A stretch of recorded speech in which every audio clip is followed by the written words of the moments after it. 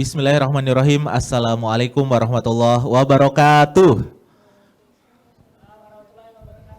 Ya, alhamdulillah. Selamat siang, Civitas Akademika Ilmu Komunikasi UAD khususnya, dan juga Bapak Ibu dosen yang terhormat, mahasiswanya Bu Nanda dan juga Bu Nuni yang hadir pada kesempatan siang hari ini yang bergabung via Zoom.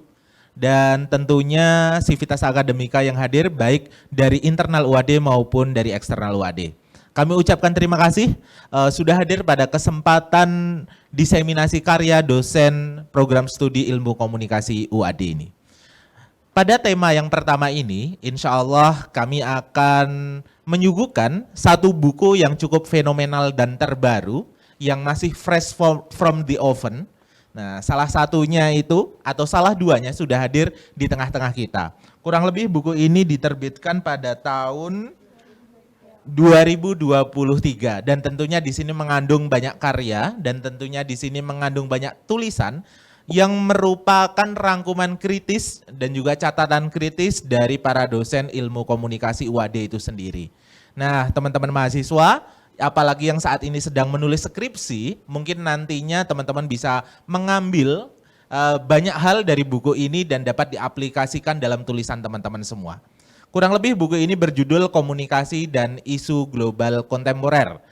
Penulisnya ada banyak, salah duanya nanti kita akan hadirkan di sini dan mereka akan berbagi terkait isi buku ini dan kenapa kok buku ini bisa sampai terbit, terus manfaatnya juga untuk apa dan bagaimana ke depannya. Yang pertama saya kenalkan diri saya terlebih dahulu, nama saya Lukman Hakim dan di samping kiri saya ada Ibu Nanda yang mulai periode April ini sudah diangkat menjadi Sekretaris Program Studi Ilmu Komunikasi UAD. Tepuk tangan untuk Bu Nanda, kawan-kawan. Yang kedua adalah Ibu Nuni. Ibu Nuni ini juga merupakan salah satu dosen terkece dan terfavorit di ilmu komunikasi UAD. Selain sebagai seorang ibu yang sangat progresif, karena banyak bercerita di luar, kemudian bisa konsultasi masalah parenting, namun juga Ibu Nuni tidak hanya anaknya yang diperhatikan. Selain anak biologis juga anak ideologis yang sangat diperhatikan oleh Ibu Nuni itu sendiri. Nah, kurang lebih dalam buku ini akan bercerita banyak hal, mulai dari permasalahan lokal, nasional, bahkan internasional. Bagaimana perkembangan ilmu komunikasi itu akan searah dengan perkembangan zaman saat ini. Apalagi kemarin bagi teman-teman yang sudah mengikuti chat kuliah umum pada beberapa minggu lalu, kita sudah banyak membahas apakah pekerjaan kita di masa depan itu sesuai dengan bidang ilmu yang kita pelajari saat ini. Tentunya kita semua sebagai seorang manusia tidak ingin tergerus oleh adanya pergeseran arus informasi. Kita tidak ingin terdisrupsi dengan perkembangan teknologi itu sendiri. Baik, makanya untuk menyingkat waktu, insya Allah nanti 30 menit ke depan kita akan ngobrol bareng Bu Nanda dan juga Bu Nuni. Saya sapa dulu pemateri narasumber kita pada siang hari ini. Oke, selamat siang Bu Nanda. Selamat siang Pak. Semangat Bu. Selamat siang teman-teman yang ada di Zoom, yang mahasiswa kelasku semua, sabar menunggu ya tadi ya. Hari ini kita akan menceritakan tentang buku ini, Komunikasi dan Isu Global Kontemporer. Baik. Selamat siang Bu Nuni. Siang Pak Lukman. Sehat? Sehat alhamdulillah. Alhamdulillah keluarga dan yang di rumah aman? Aman insya Allah. Alhamdulillah.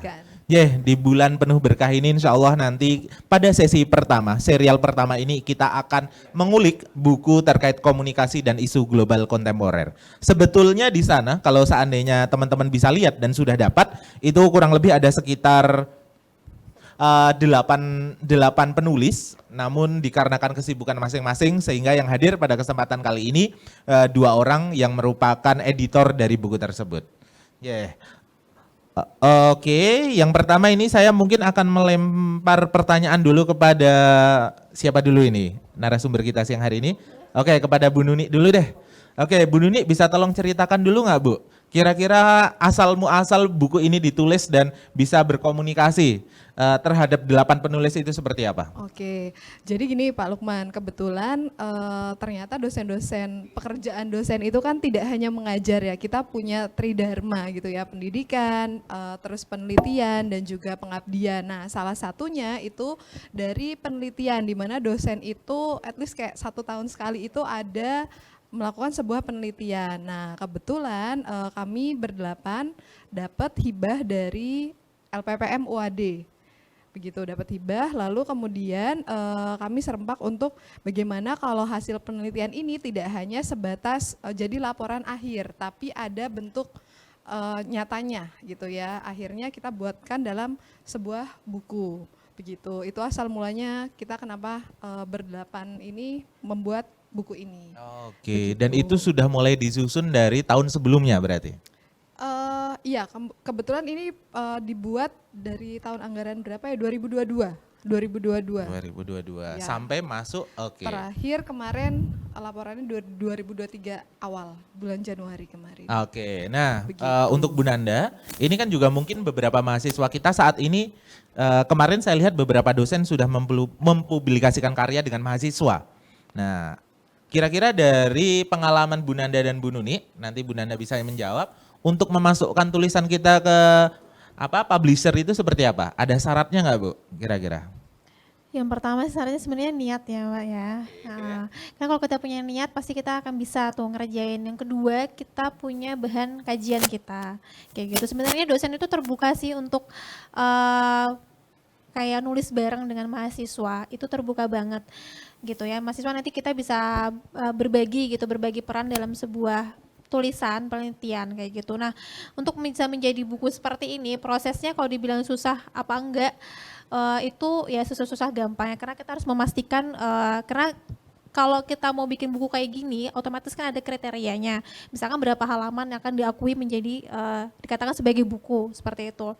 Nah makanya di sini kita melibatkan beberapa teman-teman dosen dan juga kita dibantu ya Bu Nuni ya sama mahasiswa sebenarnya dalam penulisan ini untuk menjadikan sebuah buku gitu. Nah misalkan kalau mahasiswa itu kan susah ya, mungkin kalau mau bikin satu buku sendirian, nah itu makanya kita bisa bareng-bareng, istilahnya tuh keroyokan bareng-bareng bikin buku tuh bisa banget kayak gitu. Nah untuk alurnya ya pertama mungkin kita punya tulisan dulu, terus kemudian kalau kita punya tulisan nanti kita bisa proses untuk mencari tulisan lainnya untuk membarengi kayak gitu. Terus nanti ke publisher itu kita bisa cari publisher yang mungkin paling dekat, ada Wadi juga punya kan sebenarnya kayak gitu. Sementara ini kalau kita ngambil dari rekanan kita ya Bu Nuni ya. Begitu.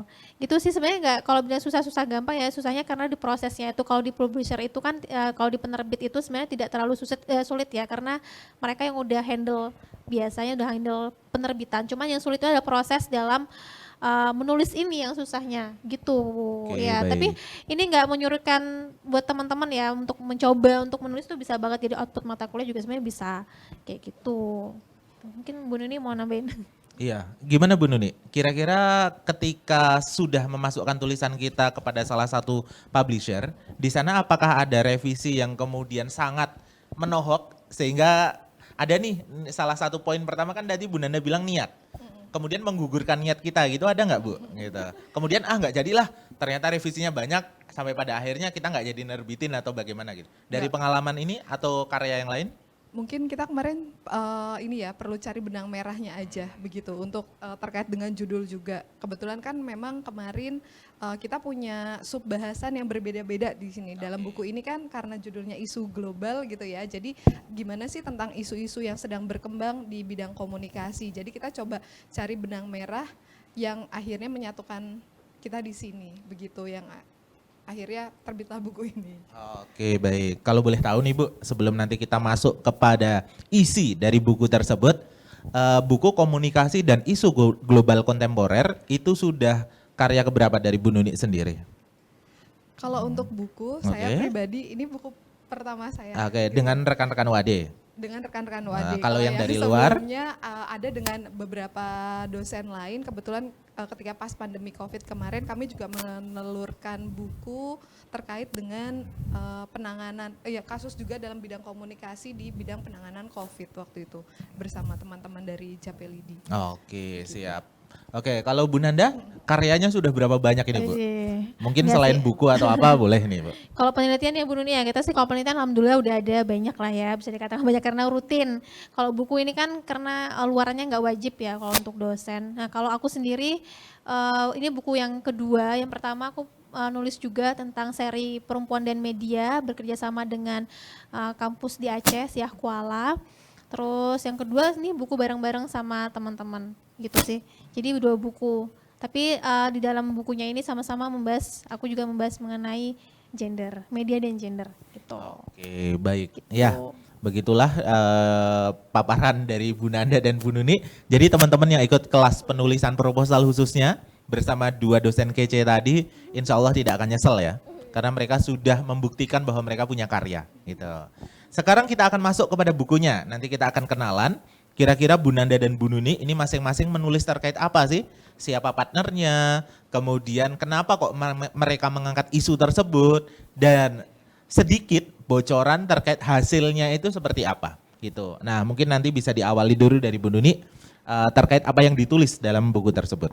Oke, kalau saya sendiri kebetulan mengangkat tentang isu dari kebetulan kan saya memang fokusnya terkait dengan komunikasi dan juga makanan gitu ya teman-teman. Jadi memang beberapa riset saya arahnya ke sana gitu. Sampai akhirnya kebetulan memang banyak terlibat di dalam kegiatan apa ya literasi untuk anak-anak usia dini begitu. Kemarin akhirnya menemukan satu buah buku anak judulnya walau beda-beda tapi tetap soto jua. Nah ini menjadi sesuatu yang menarik kok soto gitu ya teman-teman. Akhirnya karena kebetulan dengan ini relate dengan tesis saya ketika S2 terkait dengan gastrodiplomasi saat itu. Akhirnya saya menuliskan tentang bagaimana sih cara buku ini dalam mengkomunikasikan identitas Indonesia. Begitu. Jadi karena istilahnya gini, di Indonesia ini kan punya beragam banyak makanan khas gitu ya. Tapi kalau misalnya kita mungkin kita berbicara rendang adalah makanan yang paling enak di dunia. Tapi ketika saya lakukan riset waktu di S2 menyatakan bahwa nggak banyak tuh orang-orang asing yang kenal apa itu rendang. Nah ini menjadi satu menarik nih, bagaimana sih kita bisa mengkomunikasikan identitas dari Indonesia itu melalui sebuah makanan.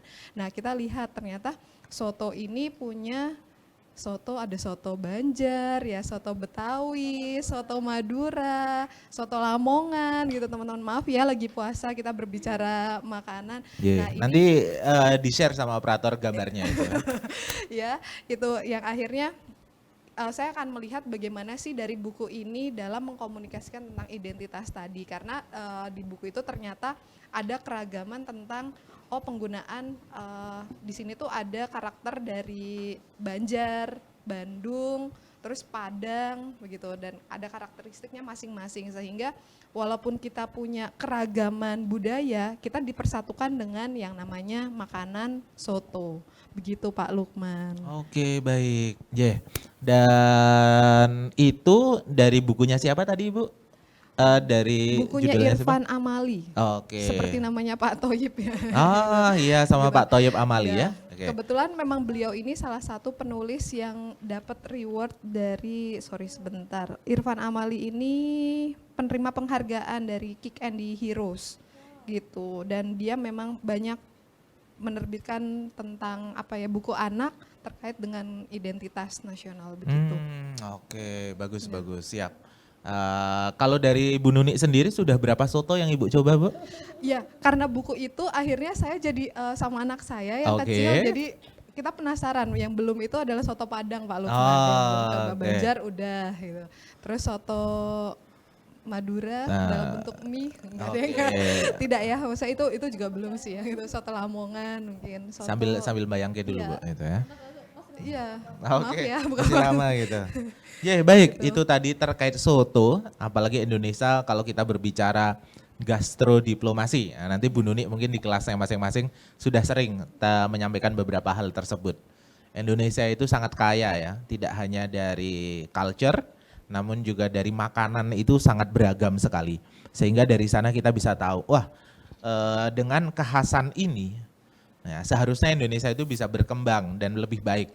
Kenapa kita harus selalu memperbincangkan perbedaan? Kenapa tidak dengan perbedaan itu kemudian kita bersatu? Gitu ya, Bu ya. Alhamdulillah. Padahal tausiah maghrib masih lama ini. Oke, baik begitu teman-teman. Bahkan kalau teman-teman lihat kemarin beberapa makanan Indonesia itu termasuk dalam ranking top 5 bahkan ya. Itu sebagai makanan terenak di dunia gitu. Apa itu? Kurang lebih kemarin. Ada cemilan juga, pisang Nah, goreng. cemilan juga kan. Nah, itu termasuk. Itu mengalahkan loh teman-teman. Jadi beruntunglah kita sebagai warga negara Indonesia. Teman-teman ke UK, teman-teman ke Amerika, ke Aussie. Nah, itu ternyata makanan terenak tuh ada di Indonesia gitu. Oke, daripada nanti batal puasanya. Baik, sekarang kita melangkah ke topik yang kedua terlebih dahulu. Oke, Bu Nanda, kalau dalam buku ini kira-kira Bu Nanda mengangkat topik apa? Oke, terima kasih Pak Lukman. Tadi habis dari soto kita ke kosmetik ya. Nah, sesuai dengan kajianku dari waktu S1, S2 dan juga sampai sekarang, aku berfokus pada kajian media dan gender. Jadi beberapa, kalau S1 aku pernah film, S2 aku tentang Instagram ya.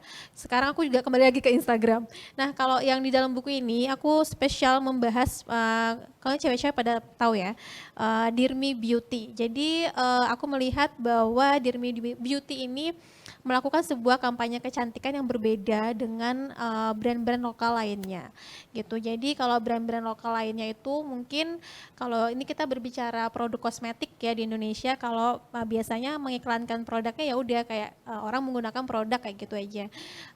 Tapi kalau Dear Me Beauty ini dia menampilkan isu kecantikan yang berbeda. Salah satunya dia menggunakan model bapak-bapak dalam penjualan foundationnya. Jadi waktu peluncuran foundationnya dia itu pakai model bapak-bapak. Jadi dia ingin menampilkan bahwa beauty itu bisa universal sifatnya dan bisa dipakai untuk siapa saja, baik laki-laki maupun perempuan. Dan hal ini memang menjadi fokus kita ya sebagai seorang makhluk hidup ya mungkin ya, sebagai human being ya mungkin ya.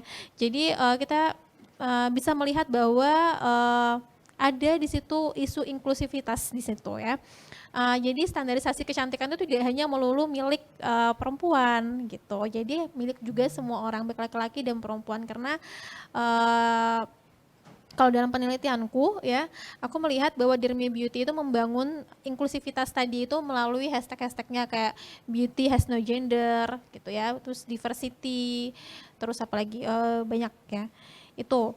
Nah sampai sekarang juga akhirnya produk brand-brand lokal itu banyak yang menggunakan kampanye-kampanye yang di luar dari produknya, jadi kayak menarasikan cerita lain gitu loh.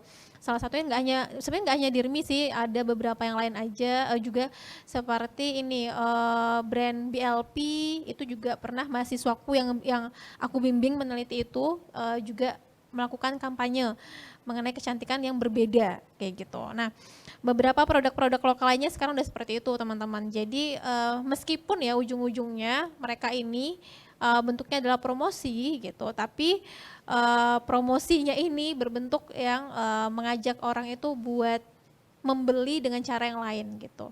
Nah di sisi lain aku di sini memang menjelaskan bagaimana bentuk inklusivitasnya, tapi juga aku menjelaskan bahwa kita tuh tidak bisa semena-mena terlena dengan bentuk iklan yang baru gitu loh. Jadi gimana pun bentuk iklan tentang kosmetik, mau dia membentuk inklusivitas, mau dia mengatakan beauty has no gender dan sebagainya, tapi ujung-ujungnya mereka tuh sebenarnya ada promosi dan menjual, dan akhirnya mengembalikan perempuan kepada bentuk mengarahkan perempuan sebagai ya konsumerisme gitu, ada katanya sama konsumerisme gitu. Terus apalagi itu tadi, dan mengembalikan perempuan pada ranah domestik untuk memperhatikan kecantikan. Nah seperti itu sih kurang lebihnya. Nanti teman-teman yang lain bisa cek di Instagramnya Dear Me Beauty dan bisa lihat-lihat dari brand-brand lainnya gimana sih mereka bentuk pengiklanan mereka, atau bisa jadi inspirasi teman-teman untuk meneliti khususnya para perempuan-perempuan yang saat ini senang untuk berbelanja kosmetik kecantikan, jadi kita lebih aware gitu loh, kita lihat iklannya mereka seperti apa, mungkin bisa dijadikan penelitian. Nah, salah satunya adalah buku yang tulisanku yang ada di buku ini gitu, yang judulnya tadi adalah Beauty Campaign Dirmi Beauty sebagai inklusivitas standarisasi kecantikan. Oke, baik. Jadi pada intinya kalau seandainya saya mengantarkan istri saya membeli kosmetik, kira-kira yang perlu diperhatikan sebelum beli kosmetik apa, Bu? Kata Bu Nuni expirednya. Harga gitu ya. Harganya. Gitu. Harganya. Terus enggak dari segi filosofis yang tadi dibahas dari buku? Keperluan. Keperluan, oke. Keperluan sama kita itu memakai produk itu ya berdasarkan kemauan kita. Kayak gitu. Keputusan kita. Iya, Gitu. parfum TBS, Laneige, dan lain sebagainya. Oke, saya tidak promosi terhadap beberapa produk ya, mohon maaf gitu. Wardah gitu lah, yang Indonesia dikit lah ya. Wardah Paragon dan lain yang sebagainya. mengklaim halal ya. Nah, oke, klaim loh. Nah, kita perlu klarifikasi ini, bener ini. Bagaimana? Kita masuk Ya, ke ranah kita kan diskusi? Nanti mau sekarang. Mungkin teman-teman kan bisa nanti yang untuk sebagai bahan penelitian loh, halal dalam menjual kata halal dalam produk kosmetik itu kan bisa. Baik. Di kelas Oke, bagaimana Bu? Media religi. ya, isu komunikasi terkini bisa skripsi apalagi. Betul, apalagi kemarin itu yang barusan saja masuk asumsi.co, apa sih gunanya kulkas dengan logo halal dari MUI? Kan seperti itu. Iya, memang penempatan halal itu kadang-kadang tidak sesuai pada skemanya karena kita negara Jadi itu muslim aja. ada yang namanya Oke, produk. bagaimana Bu Nuni? Jadi kalau misalnya tadi berbicara itu ada yang namanya produk diislamkan dan produk yang islami. Gitu, Oke. itu memang ada yang seperti itu. Label yang diislamkan tadi yang ranahnya kayak misalnya kenapa jilbab harus ada logo halalnya misalnya. Sebab itu katanya halal karena nggak pakai bulu babi ya kan, isunya kayak gitu. Bisa juga ini sama halnya halal itu sama halnya ketika pembagian produk laki-laki dan perempuan, sampo laki-laki dan perempuan, sabun laki-laki dan perempuan, nah itu udah. Oke, Sangat, kita tidak masuk ke situ ya. Meskipun itu sangat diskusi yang sangat menarik dan itu banyak hal yang bisa kita diskusikan. Namun di sini mungkin kita mengakui bahwa bukan pakar kosmetik, kemudian bukan dari Majelis Tarjih gitu, dari PP Muhammadiyah sehingga kita sedang tidak membahas kontroversi terkait halal gitu, termasuk logo MUI pada kulkas dan lain sebagainya itu nanti. Sebelumnya, sebelum kita lanjut diskusi pada siang hari ini, saya persilahkan nanti kepada kawan-kawan Zoomiyah yang saat ini hadir, kurang lebih 100 orang, namun tadi ternyata masih banyak yang ingin join. Kami persilahkan untuk bisa ikut di YouTube Lab Ilmu Komunikasi Wade. Sehingga bagi yang ingin bertanya, silahkan bisa mengajukan pertanyaan lewat kolom chat yang tersedia. Nanti akan dibacakan oleh operator. Baik, Bu Nuni dan Bu Nanda, kita lanjutkan dulu diskusi kita. Sampai jam 12.30 kita masih ada waktu ya. Jadi untuk masuk lagi kepada Bu Nuni, terkait makanan khususnya. Nah, belajar dari penelitian yang telah Bu Nuni lakukan, apa faedah atau pelajaran yang bisa Bu Nuni implementasikan baik untuk kehidupan pribadi maupun untuk kehidupan di sekitar kita? Oke, dari penelitian ini sih sebenarnya lebih kayak kalau misalnya kita berbicara tentang identitas itu kan awalnya kan kayak cuma budaya. Ternyata kalau misalnya kita berbicara dalam konteks komunikasi, makanan itu juga sebagai salah satu ciri. Kayak misalnya kalau kita berbicara tentang Idul Fitri ya identik dengan ya ketupat, terus ada sajian kue kering. Nah itu kan sebenarnya itu juga cara kita untuk misalnya mengkomunikasikan budaya yang kita miliki seperti itu Pak Lukman. Jadi apa ya? Kalau misalnya teman-teman di sini masih bingung tentang apa sih yang kita pelajari tentang komunikasi itu banyak.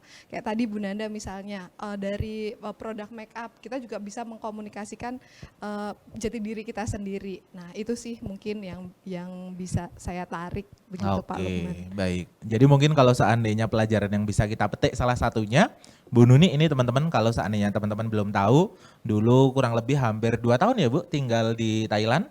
Ya. Nah itu secara makanan beda banget nggak dengan Indonesia? Secara makanan iya, karena cenderungnya mereka lebih asam. Oke. Gitu. Nah terus kemudian awal-awal sempat shock culture gitu? Shock culture iya, tapi khusus ya sebentar makanan aja. Tapi untungnya kalau saya apa aja bisa gitu. Oke, nggak picky ya? Iya nggak picky, alhamdulillah. Baik. Jadi apapun pokoknya dilahap gitu, bagus juga ya. Coba. Ya karena memang basicnya memang suka trying something new gitu. Oke. Gitu. Jadi memang antara makanan itu kalau belum coba gitu, jadi bikin penasaran. Oke, baik. Meskipun kemudian setelah masuk lidah tergantung kepada kesukaan masing-masing. Ya.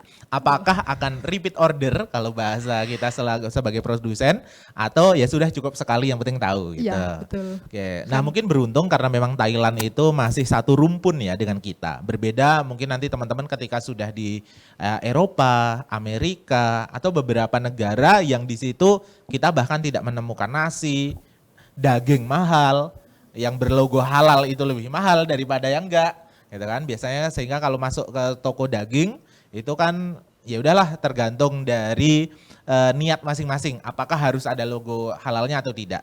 Tapi sekali lagi kita tidak membahas terkait logo tersebut. Oke, baik seperti itu. Kalau Bu Nanda sendiri dari hasil penelitian dan juga refleksi diri, gitu kan? Sekarang gimana nih untuk memakai kosmetik dan apalagi anaknya cewek ya Bu ya? Cewek. Nah cewek. itu nanti ke depannya kira-kira kalau menanamkan pendidikan terhadap Filan dan lain sebagainya seperti apa? Iya benar. Pertanyaan yang sangat menarik ya, walaupun terkait catatan kita juga sebagai, nggak hanya sebagai perempuan atau tidak berbasis jenis kelamin ya, laki-laki dan perempuan sama ya. Jadi kalau dalam penelitianku ini sebenarnya pertama ingin menunjukkan bahwa beauty itu has no gender. Jadi laki-laki dan perempuan itu berhak untuk memperhatikan penampilannya gitu ya, berdasarkan apa yang mereka inginkan gitu. Terus yang kedua adalah di sini ada dualitas ya, maksudnya ada dualisme gitu. Umpamanya kita melihat dari sisi audiens, kita sebagai audiens itu juga akhirnya dituntut untuk bisa pintar dalam melihat situasi yang ada. Yang namanya bentuknya iklan pasti akan ujungnya adalah profit gitu. Jadi kita sebagai audiens itu tentunya tetap akan menjadi sasaran sasaran empuk untuk menjual produk gitu, apalagi perempuan khususnya gitu ya. Terus kemudian karena produknya perempuan ini bervariatif banget. Jadi kayak moisturizer itu bisa sampai satu brand aja bisa menghasilkan moisturizer sampai 10 misalnya gitu. Satunya mengandung niacinamide, satunya mengandung apalagi aloe vera misalnya gitu ya, satunya buat anti aging. Tapi apakah kita butuh itu? Nah seperti itu kan pertanyaannya, itu kita butuh apa tidak. Nah itu sih sebenarnya catatan buat kita sebagai audiens atau halayak, agar kita tidak terjerembab masuk ke dalam kapitalis yang mengarahkan kita sebagai orang yang konsumerisme gitu, terus-terusan membeli. Tujuannya kapitalis ya itu sebenarnya untuk kita supaya membeli terus gitu loh, sesuai butuh apa nggak butuh ya. Kalau tadi untuk sebagai pendidikan untuk mengedukasi ya, tadi kalau dalam penelitian saya, di dalam penelitianku, di dalam penutupnya udah aku jelaskan bahwa kembali lagi kepada kita sebagai audiens, kita itu memang harus cerdas dan bisa memilih kebutuhan mana sebenarnya yang kita butuhkan dan mana yang tidak perlu kita butuhkan. Nah itu sebenarnya. Tapi kalau kita udah bisa membebaskan pikiran kita butuh yang A, B, C gitu kan, ya udah kita akan fokus ke situ saja gitu, tidak lari kemana-mana gitu. Khususnya kalau buat aku pribadi, aku mulai sudah meminimalisir banget pembelian skincare yang kira-kira tidak penting. Misalkan aku hanya pakai SPF, itu kan aku melihat dari segi kesehatan ya, SPF itu penting di negara tropis Indonesia misalnya kayak gitu. Yaudah aku beli SPF, terus yang lainnya moisturizer, terus serum. Kalau yang sekarang diguncangkan di dunia kosmetik adalah kita tuh harus pakai serum A, B, dan C. Setiap pagi sama malam tuh beda, misalnya kayak gitu. Terus kita harus pakai moisturizer yang A, B, dan C. Malam dan pagi akan beda. Kita harus pakai toner dan lain sebagainya, double cleanse ya, 7 step, namanya berlayer-layer. Nah seperti itu gitu sih sebenarnya. Itu kan termasuk dalam tren kecantikan sekarang. Makanya kita tuh harus sadar, intinya sih sadar ya sebagai audiens, mana yang kita butuhkan, mana yang tidak kita butuhkan. Seperti itu. Siap. Wah sangat bermanfaat sekali. Sampai teori Baudelaire aja dibawa-bawa gitu ya. Bagaimana teori konsumerisme itu sendiri. Jadi orang saat ini memang tidak hanya sekedar apa yang dia makan, tidak hanya baik itu kosmetik maupun makanan, tapi cara mengkonsumsi aja sudah beralih gitu. Itulah yang kemudian menjadikan kadang kita FOMO, kemudian kita takut untuk tidak bisa bergaul dengan yang lain dikarenakan kita tidak bisa mengikuti gaya hidup mereka masing-masing. Padahal sejatinya diri kita pun nggak butuh kan seperti itu. Tapi yang perlu teman-teman Zoomiyah ingat, kalau seandainya teman-teman itu menuntut pasangan teman-teman tampil cantik, jangan kemudian kita seenaknya sendiri. Kalau kita menuntut istri kita cantik, ya suaminya aja nggak pernah dandan, nggak pernah mandi, pasti juga istrinya akan mangkel. Iya nggak Bu Nuni? Betul ya gitu. Curhat Pak? Enggak, ini contoh, gitu. Iya. Nah makanya kenapa kok tadi kosmetik itu tidak hanya terbatas untuk kaum Hawa saja. Kaum Adam kan juga ada yang memakai dan sebagainya. Itu nggak apa-apa, wajar. Nah apalagi kalau seandainya ini yang baru masih punya bayi-bayi. Nggak semua orang loh kemudian teredukasi terkait pentingnya memakai kosmetik, misalkan seperti itu. Nah apalagi baik itu cowok maupun cewek ya. Kadang ada ibu-ibu yang tidak teredukasi kan akhirnya semua dipakaikan. Mau bedakan, pupuran, mau lipstikan apa. Padahal mungkin bagi si anak bayi yang kulitnya itu masih sensitif, itu kan tidak boleh untuk seperti itu. Ya kan? Ya, termasuk makanan begitu Bu Nuni ya? Yeah. Oke, lain kali kita akan sharing terkait MPASI kawan-kawan semuanya. Kita akan mengundang pakar kita dari Taiwan khususnya dan juga lain sebagainya. Baik, teman-teman operator, kira-kira Mas yang di belakang sudah pernah mengantar yang pasangannya untuk beli kosmetik ya? Gitu. Adakah pertanyaan dari teman-teman yang ada di Zoom? Belum ada? Oke, atau mau raise hand silakan. Nanti biar admin akan membukakan audio. Oke, belum ada? Baik. Oke, tadi terlalu, mungkin teman-teman ini lagi berefleksi, bertafakur. Kira-kira aku selama ini beli sesuatu sudah sesuai kebutuhan belum gitu. Yang penting punya duit gitu. Oke. Baik, sekarang kita akan masuk dulu sebelum 5 menit terakhir. Bu Nuni dan Bu Nanda mungkin nanti bisa berbagi peran ya. Tadi kan udah nih 2 inti yang Bu Nuni dan Bu Nanda tulis. Nah kira-kira tulisan lain tuh mencangkup apa sih gitu. Nah monggo Bu Nuni terlebih dahulu. Oke, mungkin di sini ada, karena di sini kita berdelapan gitu Pak Lukman. Ada terkait dengan isu, karena tadi udah di-mention ya tentang orang tua gitu. Orang tua yang masa kini yang FOMO seperti apa gitu ya, yang selalu sebenarnya ini juga jadi bahan refleksinya saya gitu ya ketika baru punya anak bayi gitu ya, tentang parenting gitu. Itu yang ditulis oleh Bu Indah gitu ya, terkait dengan new media dan kebiasaan baru orang tua dalam membagikan foto atau video. Tapi kebetulan penelitian ini dilakukan oleh para pengajar gitu, para pengajar. Biasanya kan kalau sekolah-sekolah itu dia memposting kegiatan anak-anak gitu ya, tanpa misalnya sebenarnya memposting itu tidak masalah, tapi di situ ada hak yang dimiliki oleh anak.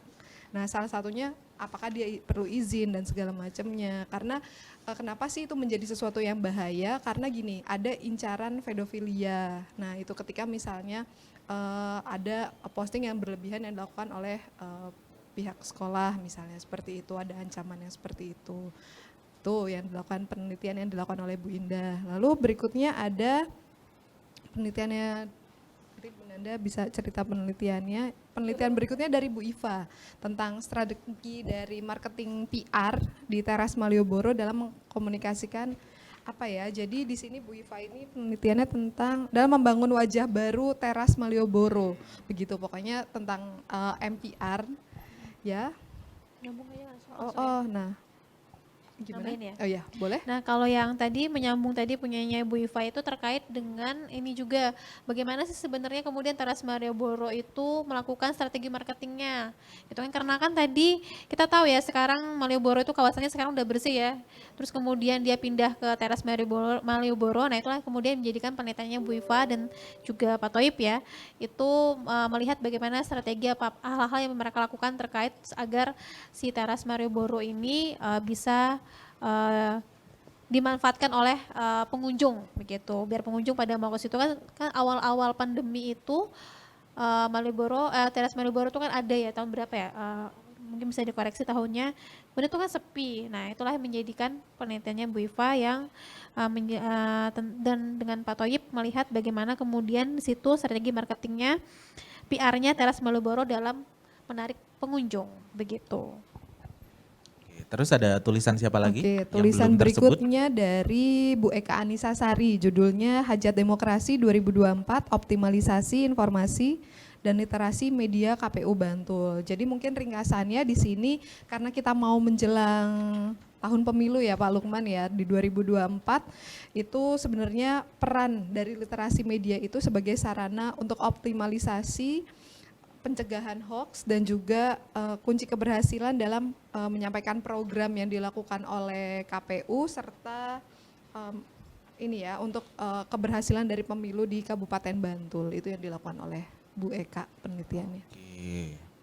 Terus siapa lagi tadi Bu yang belum? Yang belum. Sudah semua itu? Di sini Pak Arief. ada Pak Arief penelitiannya tentang revisualisasi relief Ramayana. Ini juga menarik karena kalau misalnya kita berbicara tentang komunikasi di sini menjadi penting biasanya kalau kita berbicara tentang pelestarian cagar budaya itu kan hanya sebatas campaign, tapi ini melalui media digital gitu ya. Di situ ada sentuhan fotografi dan juga editing digital. Nah, bagaimana sih peran media ini dalam menginformasikan tadi pelestarian cagar budaya kepada masyarakat? Oke. Begitu. Dan yang terakhir penelitian yang dilakukan oleh Pak Mufid, walaupun jauh tapi kita masih keep in touch saat itu ya. Beliau mengirimkan penelitiannya yang berjudul Kajian Kebijakan Komunikasi Kesehatan Global terkait dengan vaksinasi COVID ya. Sebagaimana kita tahu bahwa ketika kita berbicara tentang vaksinasi COVID itu kan banyak hoax yang beredar, lalu banyak informasi-informasi yang keliru terkait dengan vaksinasi COVID. Nah, itu kajian yang dilakukan oleh Pak Mufid. Oke, Gitu, Pak baik. Lukman. Ya, ternyata bukunya sangat menarik sekali, apalagi bukunya itu fresh from the oven. Teman-teman, jika andainya teman-teman ada yang mengkaji terkait salah satu dari isu-isu yang ada, silahkan teman-teman bisa mendapatkan buku komunikasi dan isu-isu global kontemporer. Nah, gimana ini Bu Nanda cara mendapatkan buku tersebut? Apakah langsung datang ke rumah atau bagaimana?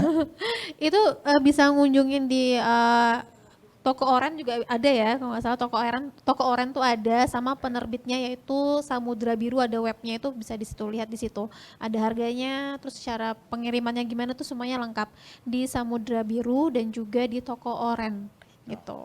Baik, atau teman-teman bisa langsung cari di e-marketplace, itu nanti di sana juga teman-teman langsung masukkan kata kuncinya, misalkan judulnya atau penulisnya atau authornya, nanti langsung bisa ketemu harganya berapa, ongkirnya berapa, dan yang paling penting lagi dan yang paling wajib adalah ketika nanti teman-teman menjadi bimbingannya Bu Nuni, Bu Nanda, Bu Indah, Bu Eka, Pak Arief, Pak Mufid enggak ya? Belum bimbing Pak Mufid. Ada Pak Toyib, Bu Iva, nah itu silahkan jangan lupa untuk mencantumkan nama mereka di kutipan pembahasan skripsi teman-teman semuanya. Nah itu kan secara tidak langsung menjadi kolaborasi antara dosen dengan mahasiswa itu sendiri.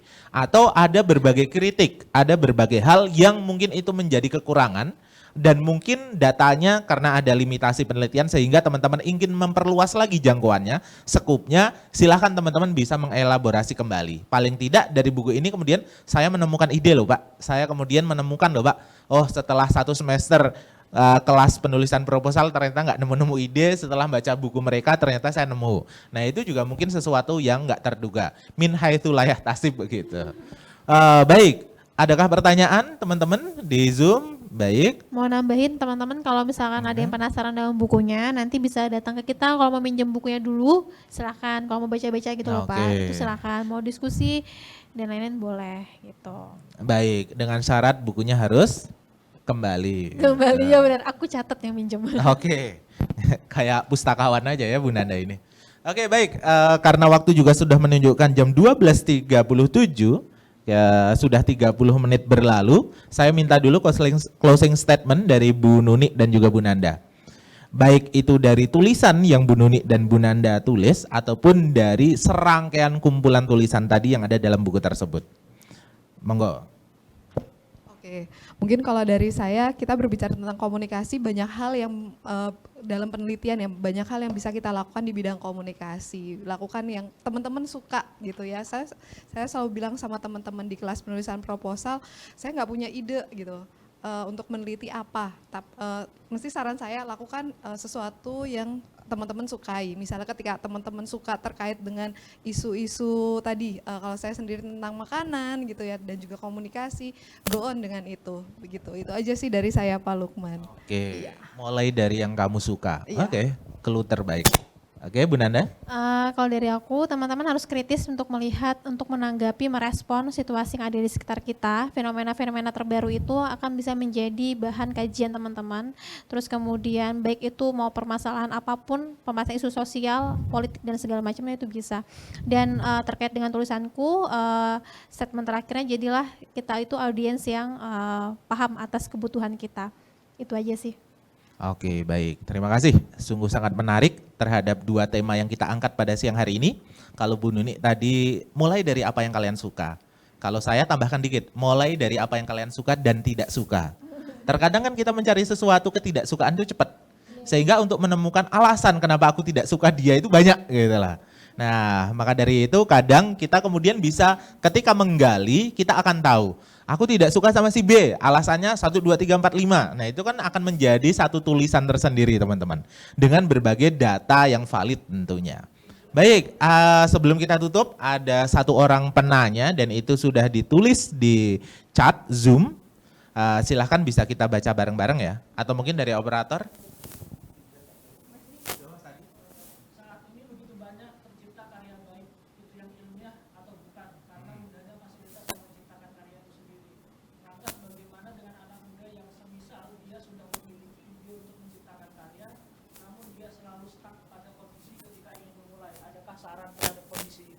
Oke, baik.